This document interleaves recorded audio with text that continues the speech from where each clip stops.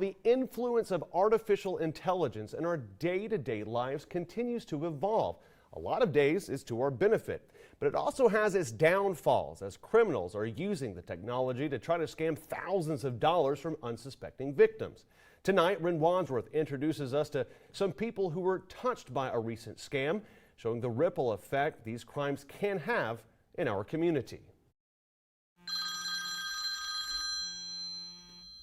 A parent's worst nightmare seemed to come to life for two Billings mothers who were called by unknown in-state numbers. And who's calling? And while their experiences were years apart, they were eerily similar. They said they had my daughter and my grandson, and then I heard what I thought was her in the background, "Help me, Mama, help me, Mama." It was my daughter's voice. She said, "Mom, I messed up. I need your help," whatever it was, and then she was crying. The callers told the women that their children had been hurt, and that if they did everything that they were told to do, nothing else would happen to their loved ones. When you're in that kind of situation, I did kind of shut down. You know, I had one thing on my mind, and that was doing what they said. Both Stacy and Jules said they sprung into action and began to meet the requests of the mystery men on the other end of the line, all the while hearing what they believed was the voices of their daughters. Initially, the women were asked for upwards of $1,000 for the safe release of their loved ones. However, Jules says the men over the phone were content to take what she had. But what the women didn't know at the time was that their loved ones had never actually been a victim of anything. Instead, Jewel and Stacy were victims of what the FBI has named virtual kidnappings, a new form of phone ransom scams. Stacy was stopped from transferring money at her bank. However, Jewel was told to take the money she had withdrawn from Walmart to another location with a money transfer service, specifically a store called Colima de Mi Amor, where the owners say money transfers like this are fairly common, and they had no idea about the situation at hand. If I've been aware, believe me, I will help her. But for me, she was okay.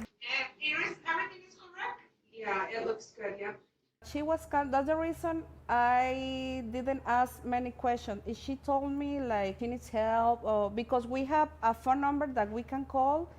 Somebody is a scam, so I will help her. The owners of the store added that they feel frustrated at unknowingly playing a part in a scam. And as parents themselves say, their hearts go out to the families whose ties are being extorted by scammers. Despite transferring just under $300 to a bank account in Mexico, Jules says she ended up relieved the entire situation was fabricated. Honestly, I'm just happy that my daughter is okay. Like, it's a couple $100. This year, so far, the Montana Office of Consumer Protection reports 9 instances of reported ransom scams in the state, some of which utilized AI technology and likely take sound from social media before plugging it into an artificial voice producer online. And the FBI say it's becoming increasingly hard for even them to tell the difference between the real and the artificial. AI is becoming a problem for law enforcement for this very reason. We've seen it in presidential politics where certain candidates' voices are spoofed, and it's hard to tell that you're not hearing from one of the candidates, right?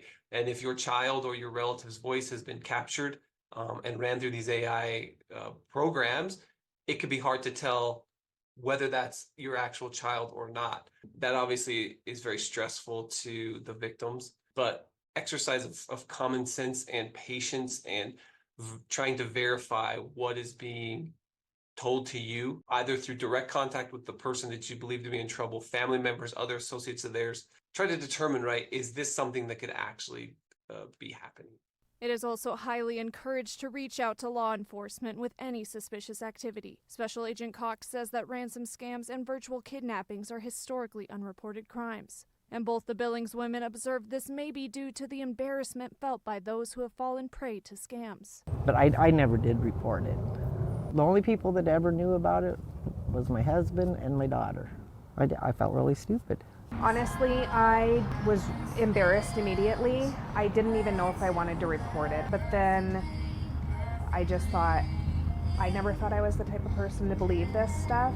But with their voice, it's not about believing anything. It's your child in danger.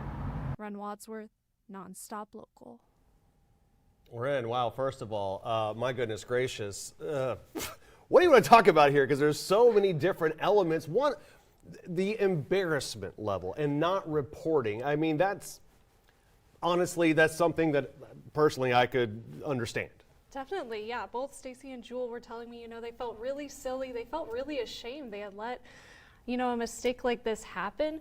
But the more they talked about it, the more they really pushed and said, despite how embarrassing this was, I really want to share my story so that other people maybe don't feel quite as embarrassed when it happens to them, because it happens to everyone, It's easy to make mistakes and it's easy to get caught up in the moment, especially when these scammers are, again, like Detective Cox was talking about, experts at using your vulnerability against you. And when you were putting this together, obviously you do your research.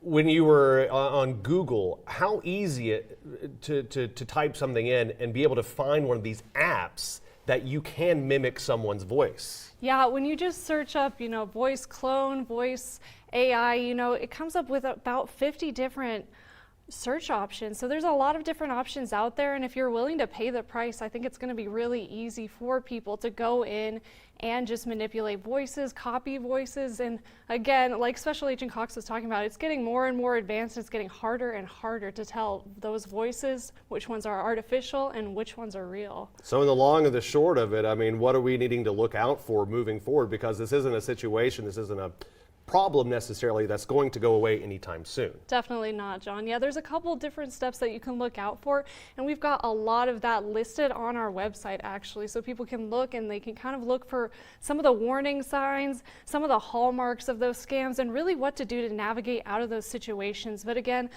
Special Agent Cox really said the best thing is to slow down, be patient, and kind of think your way through these situations, and if they seem plausible, really. Yeah. All right, Ren Wadsworth. I mean, that's. I mean, I'm only laughing because again, this is one of these things that's like, my goodness gracious, it's 2024, and this is on the cusp of it. So, a lot to be told from here. Ren, thank you very much.